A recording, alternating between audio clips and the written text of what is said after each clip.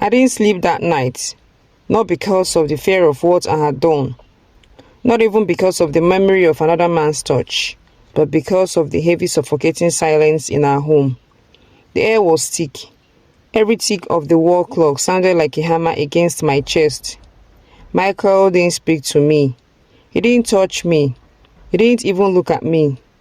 It was as though I had become invisible in my own marriage. Like the woman who once shared his bed was now a stranger trespassing in his home. The next morning, I found him sitting on the veranda. The Badon sun was barely up, its pale orange light stretching across the compound.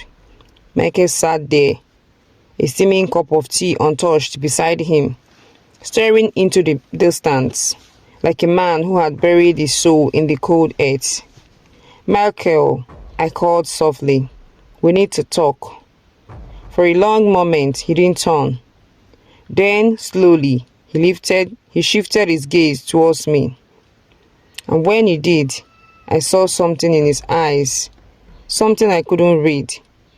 It wasn't love. It wasn't anger. It was emptiness.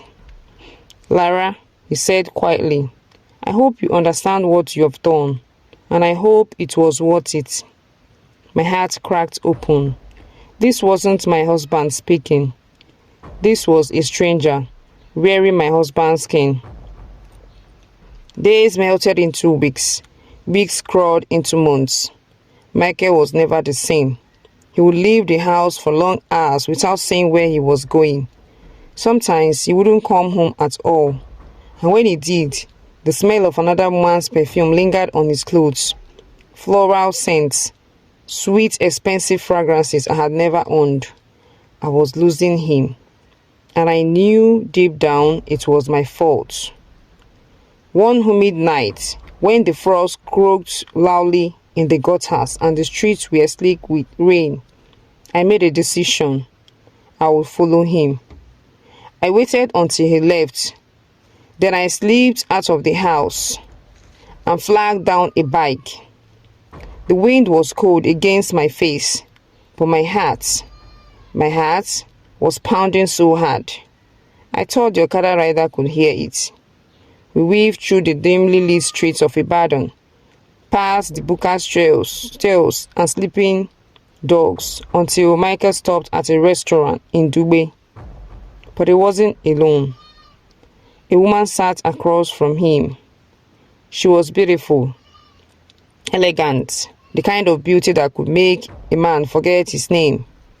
Her laughter floated across the night air, and it caught me like glass.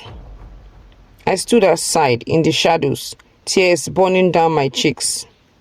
As I watched my husband feed another woman fried fish with his hands, that gentle, playful feeding, it was something he hadn't done for me in years. That night, I didn't confront him. I didn't scream or demand answers. I simply lay in bed, staring at the ceiling until morning, wondering how my life had unraveled so quickly. But 2 days later, everything exploded. Michael came home unusually early. He reeked of alcohol. His eyes were red, but not from drink, from something deeper. He slammed the door so hard the windows rattled. "You think you can follow me?" he barked. My stomach turned to stone. So he had seen me that night at the restaurant.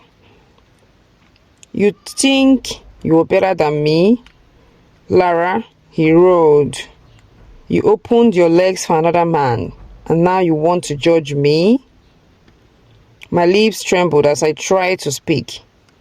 "I did it for you, Michael. You told me." "Enough!" he screamed, his voice like a whip. "You ruined this marriage. You destroyed everything we had. And now?" He let out a bitter laugh that chilled my blood.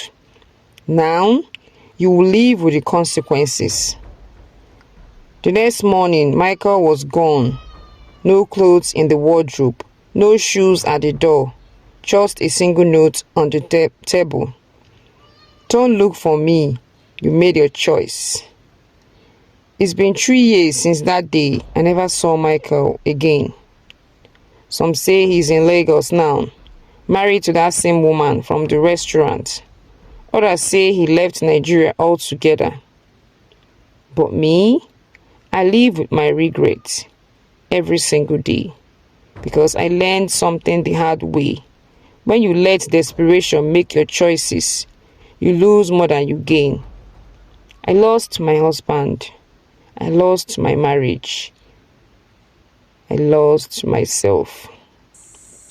Yet, life has a way of circling back. 2 weeks ago, I was in the market at Bodija.